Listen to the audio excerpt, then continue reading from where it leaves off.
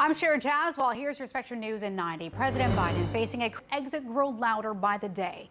Biden will take questions from reporters this evening during his first press conference since a poor performance at the first presidential debate. House Minority Leader Hakeem Jeffries says conversations over Biden's candidacy continue. Those conversations have been candid, comprehensive, and clear-eyed. I'm not going to address what any outside stakeholders may have to say about this matter. The Biden administration is sending new aid to Ukraine. President Biden announced a $225 million package during a meeting Thursday with Ukrainian President Volodymyr Zelensky. It's one of several aid packages announced by Biden at this week's NATO summit in Washington. Ukraine will prevail, and I want you to know we're going to be with you every step of the way. Well, good news for your budget. Prices fell in June for the first time since the start of the pandemic. Federal data released Thursday shows falling gas prices. Car prices helped usher in the first month-to-month decline since May 2020. The inflation report further bolstered hopes that a Federal Reserve rate could come soon. Well, those are headlines now. Here's your weather on the ones. Hi there, I'm meteorologist Robert Santos. Friday morning is going to start off warm, even mild in some spots here in the northern tier, 70s and 60s. But here's where it is warm, even hot, 90 degrees to start off in Las Vegas. And then temperatures there in the southwest getting up into the triple digits again. Temperatures coming down just a little bit, but still warm here in the northeast with temperatures in the 80s. Mid-Atlantic states get ready for some scattered thunderstorms as we go throughout the day Friday. And this is going to be coming basically going all the way up into the northeast.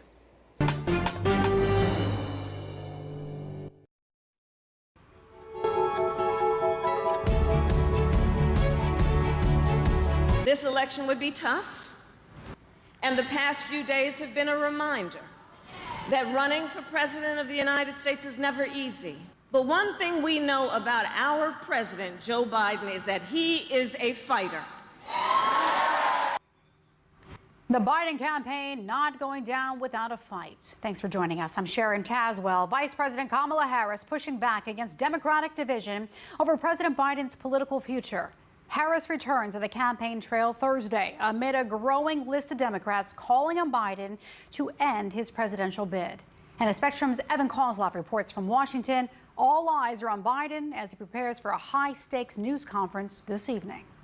President Joe Biden is fighting for his political life as the list of fellow Democrats calling for him to drop out of the race continues to grow little by little every day. Many of them saying that the 81-year-old president is not the best candidate to take on Donald Trump. Two more House Democrats called for President Joe Biden to drop out. Illinois Democrat Brad Schneider and Michigan Democrat Hillary Scholten, who wrote, "For the good of our democracy, I believe it is time for him to step aside from the presidential race and allow a new leader to step up." There have now been at least 11 House Democrats and one senator who have called on Biden to withdraw from the race. On Wednesday night, Peter Welch became the first sitting senator to make that call. I'm expressing my opinion. Ultimately the president's going to have to make his own decision. The Biden campaign trying to stop the bleeding, sending top advisors to Capitol Hill on Thursday afternoon to make their case to senators. He has to convince not only members of the Senate, but the people of America. If things stay as they are, it's likely that Donald Trump will win the election. I think everyone will be talking over Friday, Saturday, and by Sunday you should have some idea of what's going on. Despite the growing uneasiness, Biden has so far been able to hold on to the support. Jeffries saying on Thursday that he's heard the concern from many of his members. Those conversations have been candid, comprehensive, and clear-eyed. Following his high-stakes news conference at the NATO summit in Washington, President Biden is scheduled to sit down for an interview with NBC News Monday night, just as the Republican National Convention is set to kick off in Milwaukee. Reporting here on Capitol Hill, this is Evan Kozlov, Spectrum News. Political correspondent Alex Cohen continues our team coverage from Southern California. Alex, Politico reports the Biden's campaign is making phone calls to delegates, checking on their loyalty. Now, you spoke to a source confirming the move. What are you hearing, and what can you expect to see moving forward from the president's team? Yeah, this is a very nervous and tense moment for the Biden campaign, and a reminder that delegates pledged to be there and vote in support of their candidate. But it's not an official law. No one's going to get thrown in these rumors that, in fact, the Biden campaign had been calling individual candidates, asking them a bunch of questions, including, is there anything that would stop you from supporting Joe Biden. Also interesting to note that the delegate I spoke with this morning, she's 75 years old. She was on a Zoom meeting yesterday with the senior caucus, and she said out of 50 folks, all of them were behind Biden 100% except for one of them. And she said to older voters, who of course play a critical role in this election, they said all of these concerns that have been swirling around really smack of ageism to them. So it will be very interesting to see how this plays out going forward. Yes, it will. All right, Alex. So Donald Trump is using the Democratic division to his advantage, as expected, releasing a new campaign ad on Instagram. Let's go ahead and take a listen. So although I wish I were here with better news, you and I are sitting here today because this will be your last week of employment. This is not an assessment of your productivity. You gotta try not to take this personally. Well, I just had a bad night. Ouch. All right, Alex, what do you make of that? I have to say that's one of the more powerful political ads that I have ever seen in my career. For folks who might not recognize that, that is George Clooney appearing in the film Up in the Air, which was all about corporations and layoffs, and they spliced it in with President Biden. This on the heels of George Clooney's powerful op-ed in the New York Times calling on Biden to step aside. And in this world of cheap fakes and deep fakes that we live in, you know, people can see this and think, oh my God, what is going on here? Of course, that didn't really happen, but many see this, you know, op-ed that George Clooney wrote as a message saying, yeah, we are firing a candidate. You know, others in Hollywood speaking out saying, no, no, no, no, no, we're standing by him. But again, I'm seeing two camps here now, and neither one of them seems to be backing down. Ooh, it's heating up. All right, Alex Cohen in Southern California. Thanks as always. You're welcome. A historic NATO summit in Washington ended Thursday with a new security package for Ukraine. During the three-day gathering, NATO nations made it clear their support for Ukraine is unwavering. But concerns are mounting over NATO's future as questions swirl over President Biden's candidacy. Spectrum's Rena Diamante is in Washington with a closer look. On the final day of the summit, marking NATO's 75th anniversary, President Joe Biden answered Ukrainian President Volodymyr Zelensky's pleas for more assistance, announcing a $225 million aid package, the eighth by the Biden administration since Russia launched its new invasion of Ukraine on Russia, and you made it clear Russia will not prevail in Ukraine, will not prevail in Ukraine. Ukraine will prevail. And I want you to know we're going to be with you every step of the way. The announcement is just the latest in a series of commitments announced this week to Ukraine to help defend itself from Russia's aggression. In a forceful address on Tuesday, Biden touted how NATO members have stepped up the burden sharing, long a concern of the Republican candidate for president, Donald Trump. Biden saying that 23 of NATO's 32 members achieved the target level of spending on defense. We can attribute that to a certain extent to the efforts of President Biden, but more generally, it was a response to the Russian full-scale invasion of Ukraine in 2022. But domestic U.S. politics shadowed the three-day summit, chiefly whether Biden will end his re-election campaign after his poor debate 2 weeks ago, and whether Trump will be elected president again. Trump has been dismissive of NATO. He would either have much time, essentially ignore it for 4 years. And I think that would be also very challenging for the alliance. Netherlands will host the 2025 NATO summit next June in The Hague. Still to be determined, of course, is who will be the U.S. president then, and what the election will mean for NATO's future. In Washington, Rena Diamante, Spectrum News. The price you pay at the grocery store changing. Just ahead on Spectrum News, why some food prices are jumping and falling.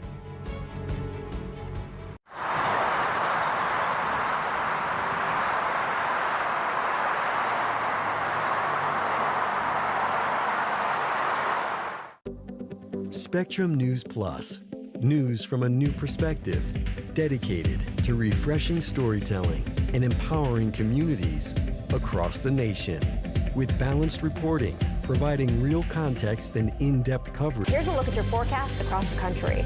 Local stories, connecting communities. We are Spectrum News Plus. Streaming now on the Spectrum News app and free with your Spectrum subscription.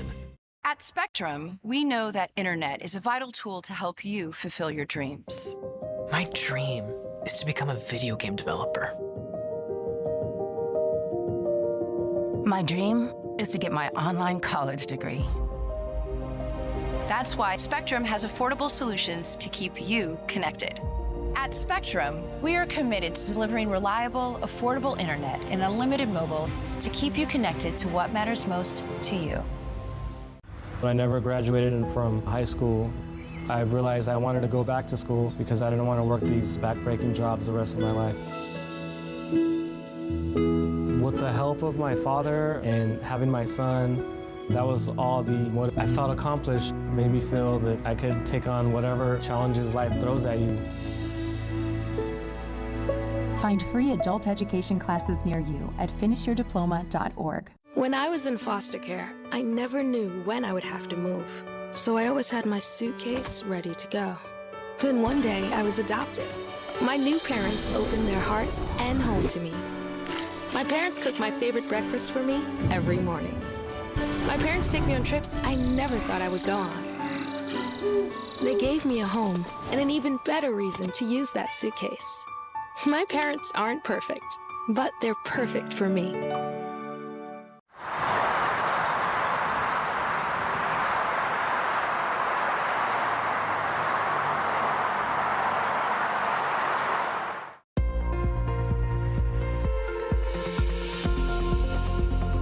Hi there, I'm meteorologist Robert Santos. That is generally the forecast for us on Friday. You could see here there is a disturbance off the coast here, the southeast, and this is expected to bring some disorganized, scattered thunderstorms basically all across the Carolinas as we go throughout the day on Friday, all the way into the late afternoon into the evening hours. Then evening into Saturday morning, we'll see some of that even moving into the New England states. So these are going to be scattered thunderstorms. As we go throughout Saturday as well, we're going to see some of these pop-up thunderstorms coming across the Great Lakes down into the Ohio Valley into early Sunday morning. Now, when we look at the risk for severe weather, it's marginal. It's going to be right around the Dakotas, but look at the rest of the country. All is going to be good for Friday. Now, here's the next 3 days here for Bangor, Maine. We've got rain in the forecast Friday, Saturday, drier for you on Sunday with some sunshine, but you notice it's going to be warmer with upper 80s there. In Charlotte, North Carolina, you've got a heat up coming. So enjoy the shower 7 and then partly sunny conditions, mostly sunny on Sunday, with those temperatures getting up into the mid-90s. In Charleston, South Carolina, this is where we'll see those thunderstorms on Friday. It starts to ease up a little bit more on Saturday, but notice the temperatures warming up here as well for the weekend, low 90s. And it's already been a warm one, but add this moisture coming up too from the southeast, and it's going to be feeling extra muggy there. Now, 3-day forecast for Houston. You've got thunderstorms in the forecast for Friday and Saturday, and also a little bit of a warm up come Sunday. Drier conditions with temperatures there in the 90s. So it'll be a warm and muggy continued forecast basically for the weekend. All right, the Climate Prediction Center's precipitation outlook here for July 18th through the 24th. You can see the areas in green is where we're expecting a wetter than average outlook. The darker the green, the higher the confidence. And the areas in brown on the northern tier out towards the west, where it expects to be drier than average.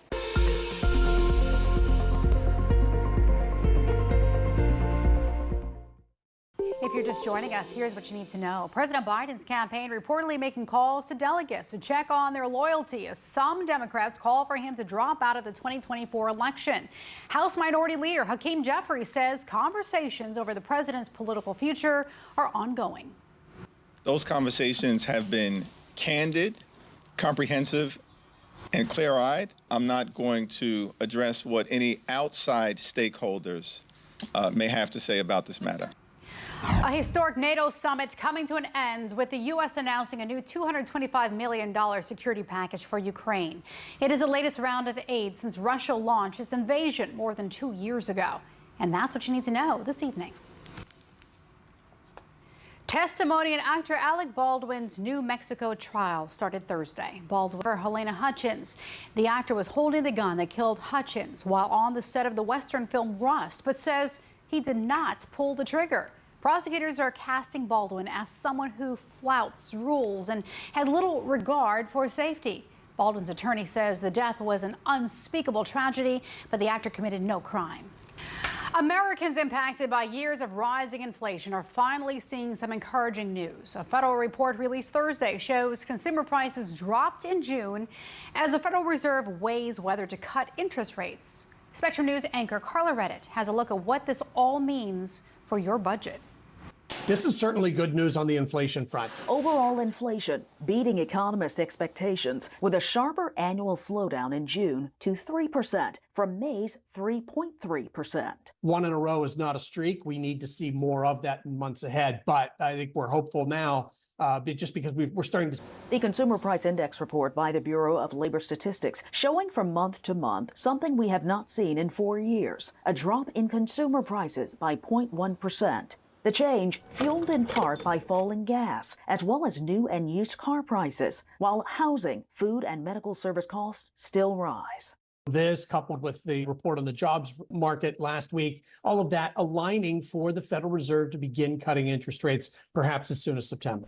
Those cuts would be welcomed as interest rates currently sit at a 23-year high while the Fed tries to combat inflation, making it more expensive to borrow for home, auto, and other loans. The strain on household budgets is very real, even though prices now aren't going up as fast as they were.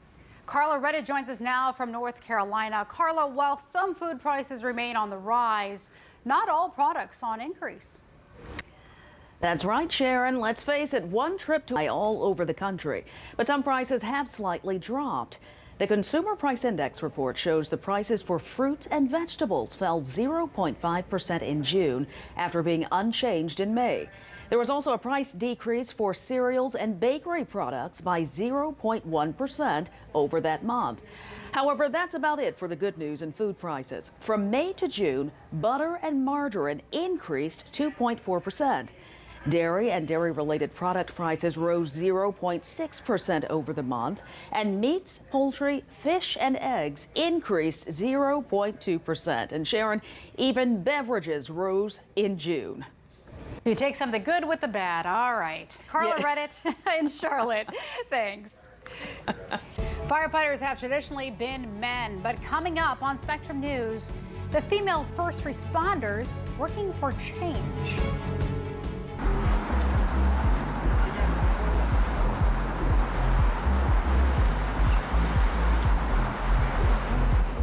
Here's the deal.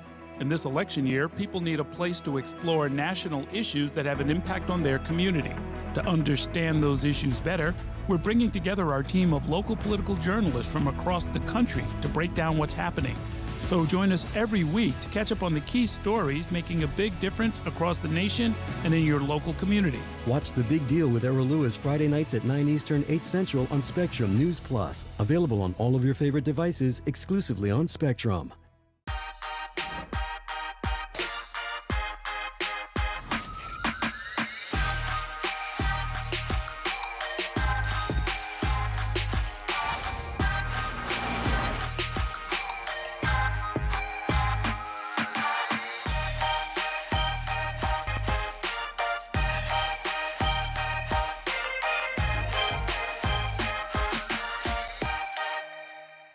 Okay, Dad. 1, 2, 3.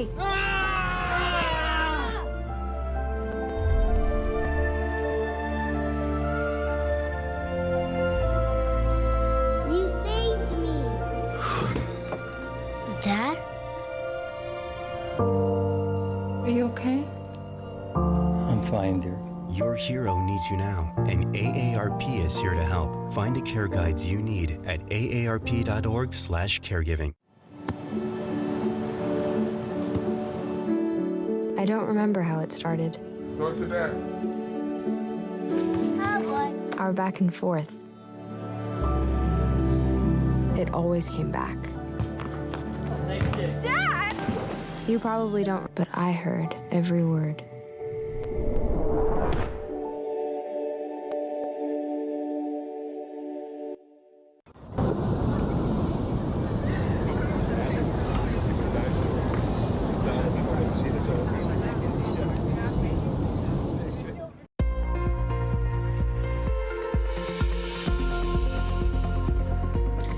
We We do have some alerts out east related to flooding concerns. You can see it right here in the green. Hi there, meteorologist Robert Santos.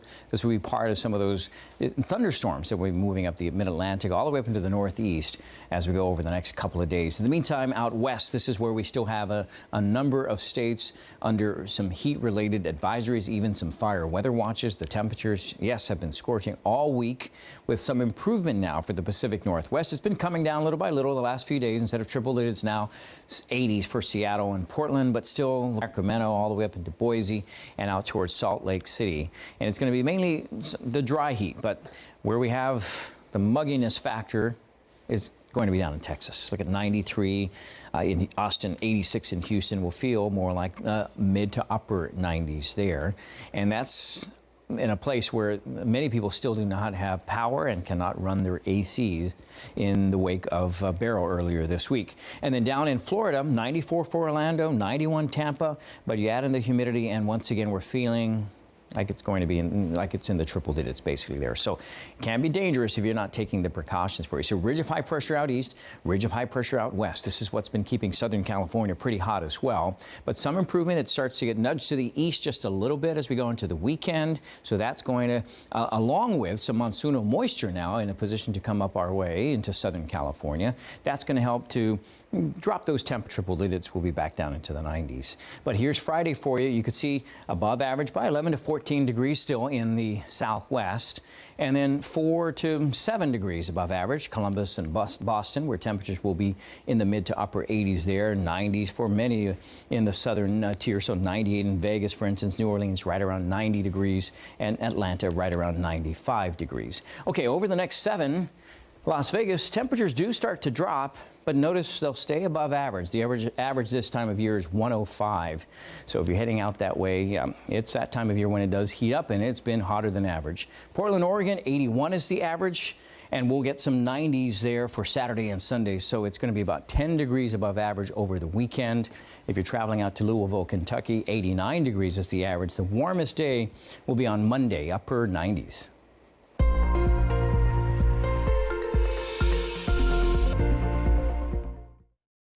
All right, so Redbox is shutting down after 22 years. Its parent company, Chicken Soup for the Soul Entertainment, has filed for bankruptcy and will have to sell off assets to pay back over $1 billion in debt. Redbox's 24,000 kiosks nationwide will be shut down, and over 1,000 employees will be laid off. Redbox is the most recent physical media company to lose the battle to streaming platforms. A recent Forbes survey found 99% of households have at least one streaming service. A new study suggests nearly 40% of adult cancer deaths in the U.S. could be prevented by making lifestyle changes. Researchers at the American Cancer Society say smoking was a leading risk factor in adults age 30 and older. Data shows cigarettes contribute to nearly 20% of cancer cases and about a third of all cancer deaths.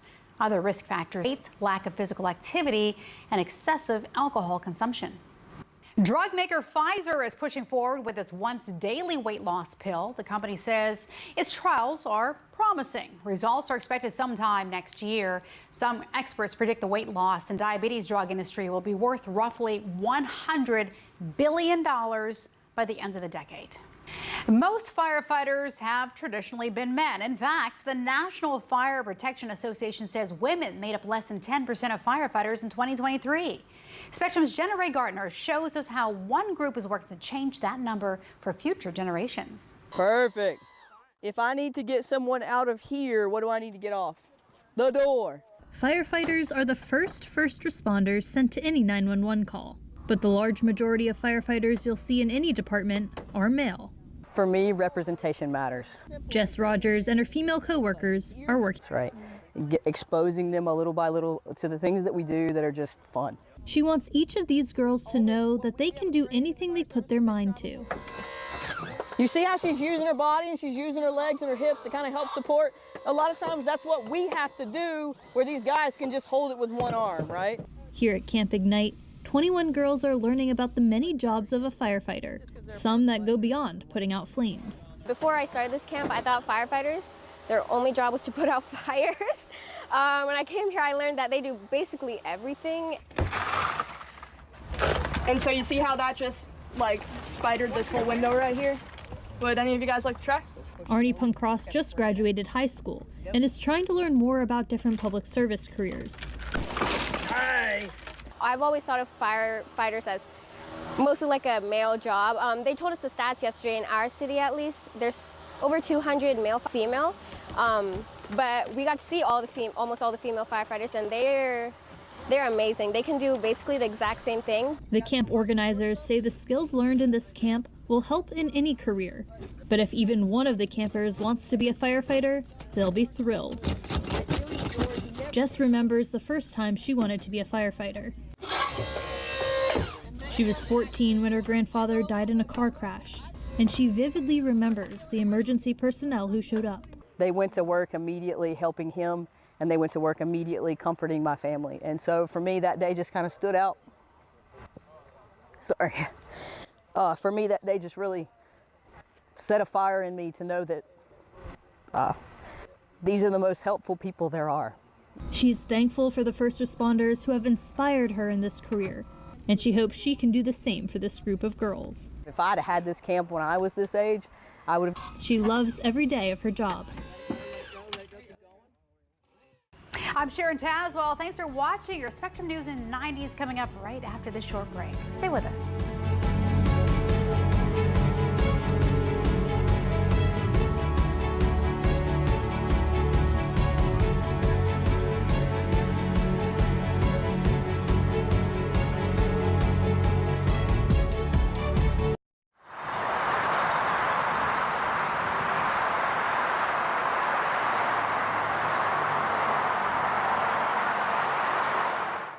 At Spectrum News, we're committed to strengthening the fabric of local communities through our reporting, with stories that inspire and news that matters. Streaming live on your smart TV and connected devices, plus on-demand weather forecasts. It's all there as you step outside with the Spectrum News mobile app, keeping you informed and in the know. Local stories, connecting communities. Exclusively for Spectrum customers. Now available on your favorite devices. At Spectrum, our workforce of over 100,000 employees are all located right here in the U.S. You can find them in our stores, in the field, and in our call centers with 100% U.S.-based customer service. Our team works hard to provide the towns, cities, and neighborhoods they live in with the reliable services that everyone counts on, making us one of America's most trusted companies. We're Spectrum, creating jobs and opportunities across the country, and proud to be 100% U.S.-based. Today I'm going to talk to you about physics. Come on in, girls. Let's go. This is the first rocket to get humans to Mars. Really tall. I'm a rocket structural engineer, designing and building parts of the rocket on Mars. Do I have a group of astronauts on my hands? Yes. You can become a rocket scientist or whatever else you want to be.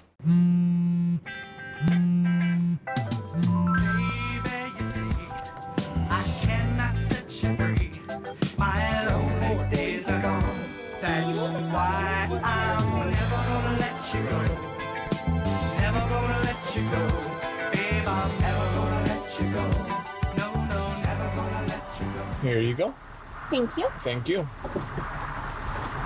Never gonna let you go.